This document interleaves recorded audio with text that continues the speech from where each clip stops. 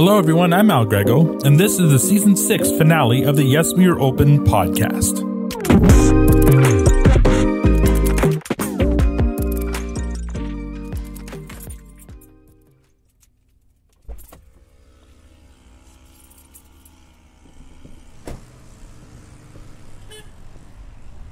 My final stop this season is in Peterborough, Ontario, known as the gateway to the Kawarthas in cottage country.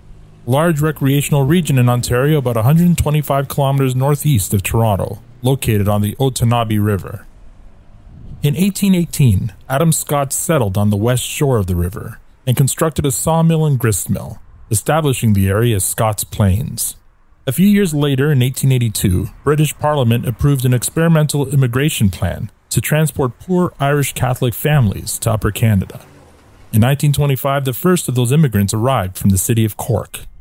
A member of the Legislative Assembly of Upper Canada named Peter Robinson oversaw the execution of the plan, and Scott's Plains was then renamed Peterborough in his honor. Peterborough was once nicknamed the Electric City as it was the first town in Canada to use electric streetlights.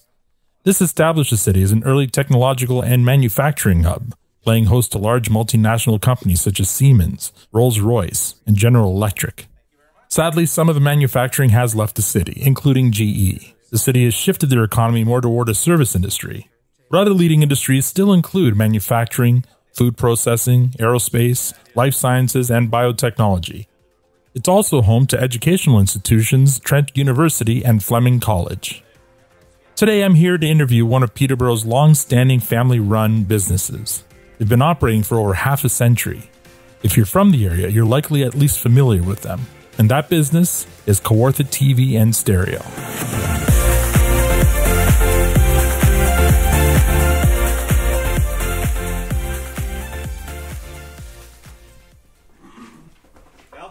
Yes. How are you? Good, how are you? Good. I'm Scott. I'm Al. Nice to meet you. That's Scott, the owner. He greets me at the front and takes me for a tour of the store. So you saw the front room, mostly Samsung. This is our Sony room. It's a multi-level maze of showrooms, each with a different feature.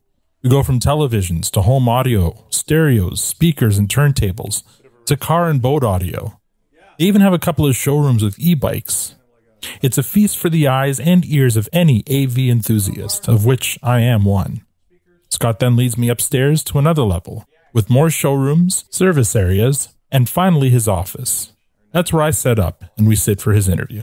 Hi, my name is Scott Stuart. I'm the owner of Kawartha TV and Stereo in Peterborough, Ontario. When did Kawartha TV and Stereo open? My brother started Kawartha TV and Stereo in 1971. That is a bit of a funny story. He started off, he was in his late 20s, and he was selling sewing machines basically out of the trunk of his car, and he was doing well. So he said, well, I better get a storefront. So he rented this 600 square foot building down on Charlotte Street in downtown Peterborough, and put about 2 or 3 sewing machines on display. One of the sewing machine suppliers actually carried stereos. So he ended up getting a stereo. He got talked into it from the rep to put a stereo on the floor. Right. And of course that sold right away. And back then money was tight. So he took the money and run to Toronto and buy another stereo, and that sold. And, you know, the joke is we still have the sewing machines. You know. So you started it the old-fashioned way. You reinvested it every time you made some profit and built it that way. That's right. Yeah. Actually, the original name of the store, way back when, and it was only around for about 6 months, was Kawartha Sewing and Stereo Center. And then it changed to Kawartha TV and Stereo. What year was that? It was probably 72. Okay, yeah, so but it was started in 71. Sure. So not long after you started, you realized sewing wasn't the game. It was the TV and stereo. Yeah. Is this the original location? So the first store was 600 square feet. Okay. And that's where he had the sewing machines to start with. Okay. He basically ran out of room in a couple of years, so it was a huge move for him. He moved across the street to 800 square feet, Okay. You know, and that a few years later. And it was probably 1981, possibly, somewhere around there, that he moved to this location. So about 10 years later, yeah, we needed a bigger location. And then we bought the building next to us and tore it down and added to this building too. Okay. So Is it just you and your brother, siblings? Yes, just 2 of us. If you hear Scott speak fondly of his brother Glenn, and you're wondering why I'm not interviewing him, sadly Glenn passed away back in December after losing his battle with cancer. He was 81.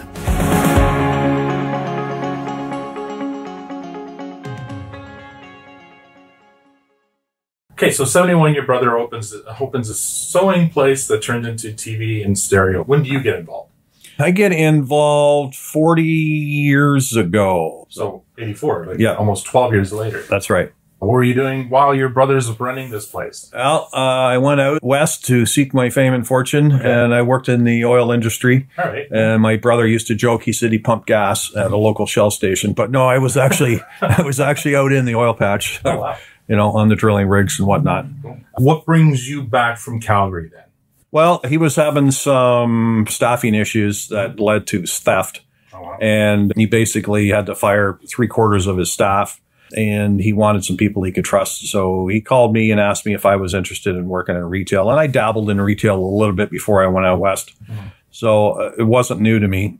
And I was selling appliances when I was 16 years old, believe it or not. But anyways, I said, sure. Yeah, I think I'm ready, because I had already spent about 6 or 7 years out west, and I was ready to come back and give it a go. So, and obviously I've been here ever since.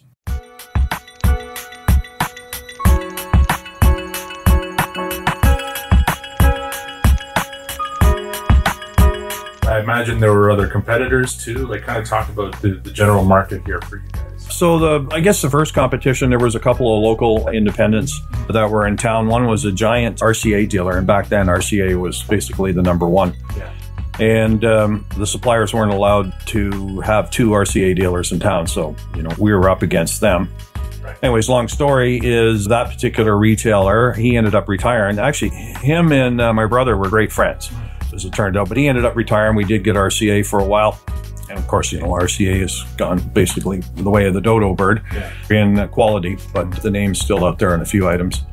If you were to say what a heyday for audiovisual is, because we're going to talk about the massive amount of change that's happened since then.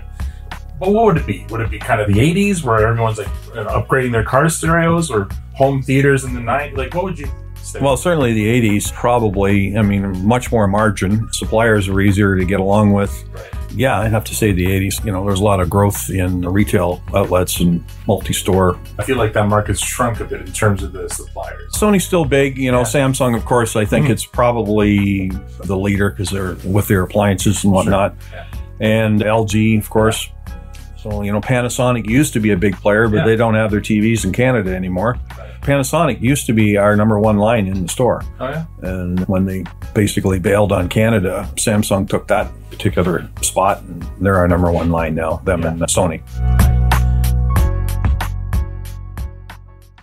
My name's Linda Etche, and I'm the controller. And how long have you been at Kawartha TV and Stereo? 38 years. You must like it here. If you've been here that long, what's your favorite part of working here? I think it is the fact that we have employees who have been here for a very long time. We feel like a family. Now we're watching our babies have babies together because it's been so long, a group of us. It certainly didn't happen overnight, but, we hung in there, and we just always had good people, good staff. Sure. Kind of, if somebody asked a question, that was a main thing of what we were doing our hiring. It says, if you don't know the answer, there's a good chance that someone in the building knows the answer. Right. Or we'll find it out. So, make sure that the customer is getting proper information. And I think that's paid off over time. I'm Sean Williams. I'm the store manager of Kawartha TV and Stereo, and I'm also in charge of the marketing as well. Okay. And how long have you been here? About 23, 24 years. Oh, wow. Yeah. What do you enjoy most? Every day is different. It's always something new to learn, which is kind of nice. So it's kind of a fun industry to be in, too. I'm kind of a techno guy as well, too. Musician, so music and stuff, it all kind of ties in together, which is nice. Doing our own service, that was a big deal. Hardly anybody does their own service. So we actually have technicians that open up circuit boards and use soldering guns and fix products. So it's pretty rare now. Yeah. Really rare, yes.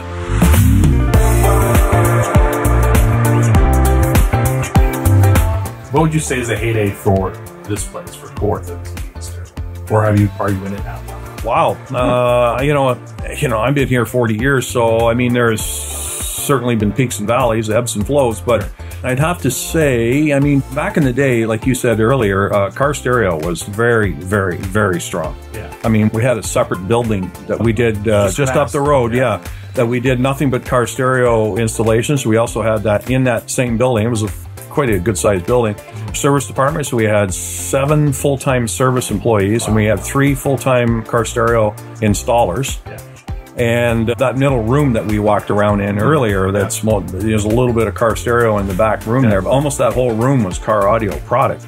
So that was a big thing for us back in the day. Most of the stuff now is either for older cars or for marine boats. Sure. Okay. And we do a lot of that still.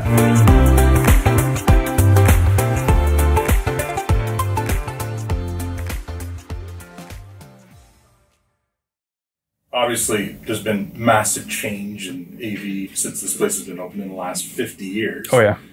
In the time you've been here, what would you say has been the biggest kind of disruptive change?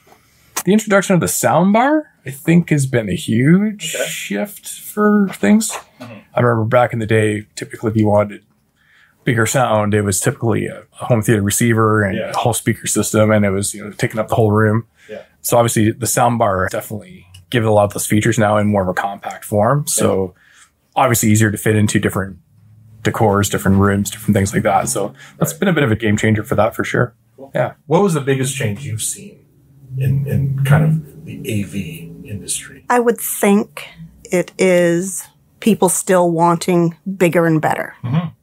You're not satisfied because there's always something new coming up. And you know what? Even though I just got a TV 2 years ago, I really want a nicer, better one. Thinking back when we had 8-track, I kind of remember 8-track for a little bit. Believe it or not, I did own one. But I do remember going to cassette. Right. Turntables were really strong way back when. Of course, they've come back. Yeah. But then I remember going to CDs, and that was a big one. Yeah. That was giant for us, and that just took the industry by storm for probably 8 to 10 years, which led to DVDs, of course. Yeah. How many employees do you have right now? 18. 18? Sales staff, service staff, and our delivery staff, of course. And then we have our custom installation for home automation. We've always been into home automation. There's different levels of it. We'll do anything from a simple TV hang on the wall to a sound bar, or maybe surround sound, or outside speakers, to maybe a whole home automation. We're doing one now that's a little over 8,000 square foot home. So we're in the middle. That was a new build. So we've done all the pre-wire, which is actually we're just at the stage of putting in the product. So those ones take a little while because sometimes it takes over a year to build that house of that size. And I guess in the beginning, there's no big box stores here. Peterborough, believe it or not, including the surrounding areas, around 100,000 population. And it's growing anywhere from 2 to 3% a year. So there's another almost 3,000 people moving into town. So you can't stop advertising because these people don't know who you are, for one thing. But, there was no box stores at the time. Everybody counted on the local. And so, if you hang in long enough, like as we've done, we get to know. So now all of a sudden it's the grandkids coming in, buying from us. Yeah. Whereas their grandfather or grandmother used to shop here, or still do.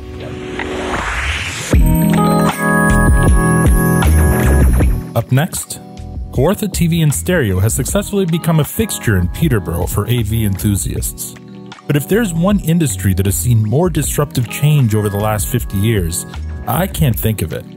Think of the format changes in audio alone, from 8-track to records to CD to streaming. Or video formats going from VHS to beta to DVD to Blu-ray to streaming. You'd think streaming would be a 4-letter word to them. What about TVs that have gotten bigger yet slimmer with no end in sight, or speakers that have gotten smaller while maintaining big sound? That is a lot of change to endure. How have they adapted to this change? Let's find out.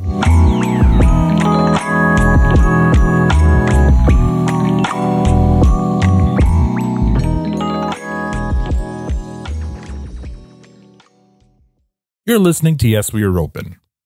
After stumbling into the audio and video game back in 1971, Scott Stuart happily pivoted from his sewing machine business to build Kawartha TV and Stereo.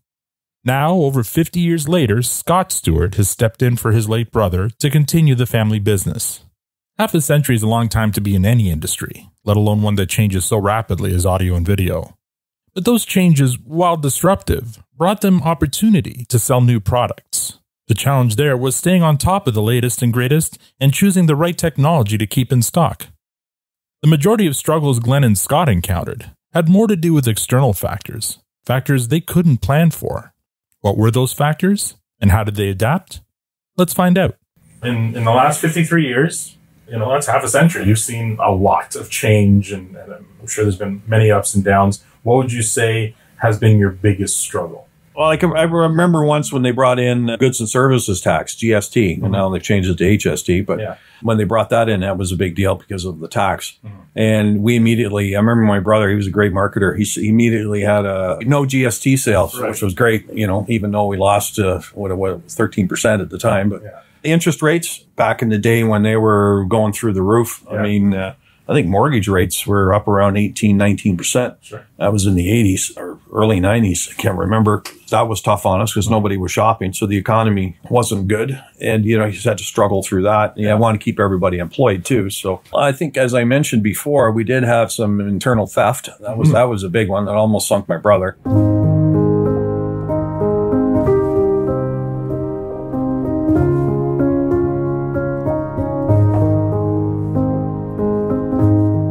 Talk about that just for a bit, as much as you want to, or So you had some employees that were caught stealing from the store. You weren't here at the time. I wasn't. So what was the fallout from that? Like, how did your brother handle that? Well, once he found out about it, we've got the local police involved, and we caught them red-handed stealing from us and selling the product actually at a local bar in town. So they ended up getting charged, and some went to jail. But it was the part where we had some management possibly that weren't taking a blind eye to it. They just didn't see it. Right. So we needed them to be a little bit more involved. Sure. And that's when my brother decided that maybe he needed to change up the staff. And that's what happened. I mean, he had a general manager he hired back. He got me from out west, and he got some really good people. And we went from there. Just to call them company people, you're more concerned about your surroundings than just getting a paycheck. Sure. And that paid off down the road big time. So. Okay.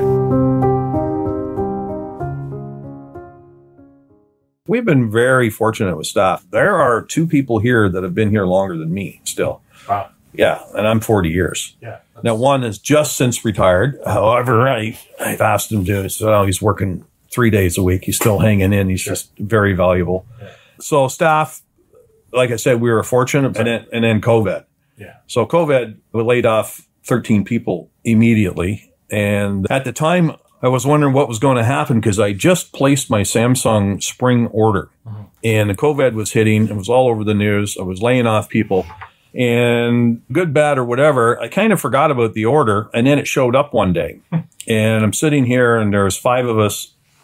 There was 2 administration staff and myself, 1 delivery person, and 1 service person. We were here, and I'm unloading the truck, and I said, oh my God, what am I going to do? I've got all this inventory, and basically business had just stopped.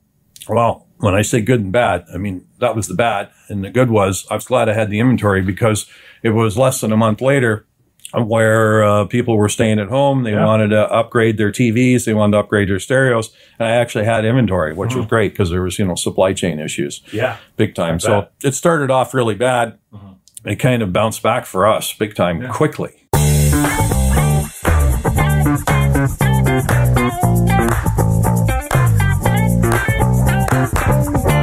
The big box stores. We won't mention names. I mean, we named a couple of the older ones, but now we know the ones that are here and are probably giving you fits. How do you deal with that? How do you combat that? Well, we push shop local. I don't know if you saw when you drove up today, we have that giant digital sign out front. And we actually give space away on that for free to local organizations, charities, and whatnot. We personally like to shop local, so if I'm using anything construction, an electrician or a plumber or a painter or anything like that for the store, we always use local. And then I think it's more and more people are aware of that, and they do try to, whenever possible, shop local. However, it's easy now to pick up your phone or your tablet and push a button and have something delivered to your house or business. But in our industry, a lot of people still want to see it, hear it, touch it. Yeah. So it's a little different than ordering a hat or something. Yeah.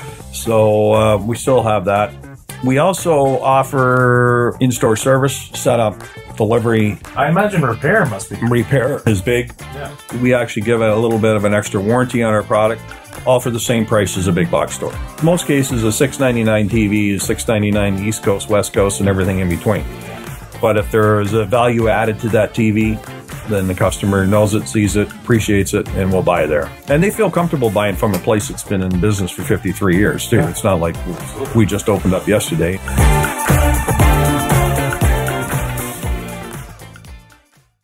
Coming up after the break, we find out what the future holds for Kawartha TV and Stereo. Success in business doesn't come without moments of struggle. Moments when you had to face your challenges head on. As the proud partner of Canadian business, Moneris plays a critical role in empowering businesses with the payment processing tools they need to succeed. Together, we are building stronger businesses where business owners everywhere can stand up to their challenges without slowing down. Moneris, proud partner of Canadian business. Welcome back to Yes, We Are Open. Kawartha TV and Stereo continues to find ways to provide Peterborough with the latest and greatest in quality audio and video products. And now they've found a great new market in e-bikes. Now with the right space, staff, and expertise, all of which they have in abundance, they seem poised to take on whatever the next 50 years brings on. So what does the future of the business look like? Let's find out. 53 years, like we already mentioned, a long time and to be here, and it looks like you guys are a fixture in the community in Peterborough.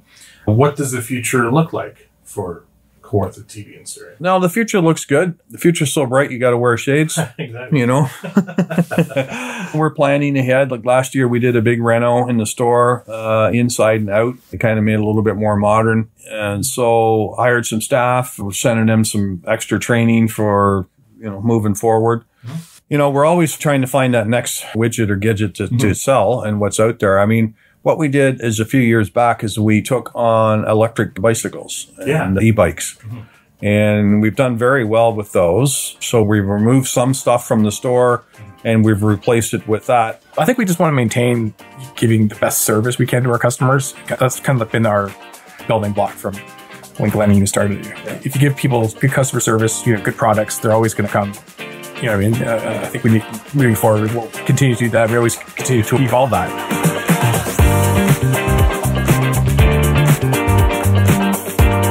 I'm 65, but I'm still enjoying it. I love being here. I love the staff. I love what goes on. I love the business, love the industry. I hang out with a bunch of the guys that are still been around for years. We get together. We call each other all the time, asking them what's new, what's going on. I like everything about it, and I like the town. I like Peterborough.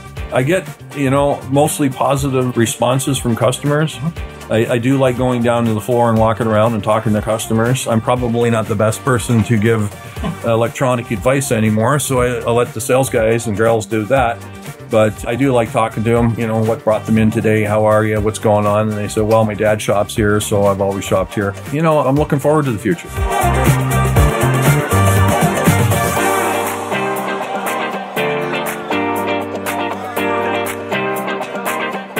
Scott, is Kawartha TV and Stereo open? Yes, we are open. Perfect.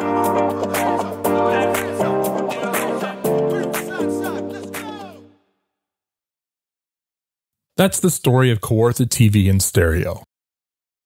When we talk about adaptability in business, often we're talking about reacting to market conditions and making adjustments. We don't often see complete pivots that fundamentally change the business. But that's what happened back in 1971. Scott Stuart was in the sewing machine business, but he saw the opportunity in selling stereos and completely pivoted his business. Good thing he did. When's the last time you went shopping for a sewing machine? Even if you are an avid sewer, you might buy, one or two in your entire career? How many TVs, stereos, or other AV components have you purchased in your life? It was obviously a good business move. In the past 50 years, Glenn and then Scott have had to adapt many more times. Perhaps not as drastically as that first time, although I'd say e-bikes is a bit of a pivot. And they'll likely adapt many more times in the future, so I'd say adaptability is a fundamental trait for the audiovisual industry. But I think it's generally true in any industry. Those who don't adapt risk being left behind. Another big part of Kawartha TV and Stereo's success, I think, lies in the development of their staff. The only way they can compete with the big box stores is to offer service and expertise above and beyond. And the only way to do that is to hire good people and continue to invest in them. From what I saw during my visit, they've done just that. It's because of this, I'm confident Kawartha TV and Stereo will continue to succeed, regardless of what changes come next.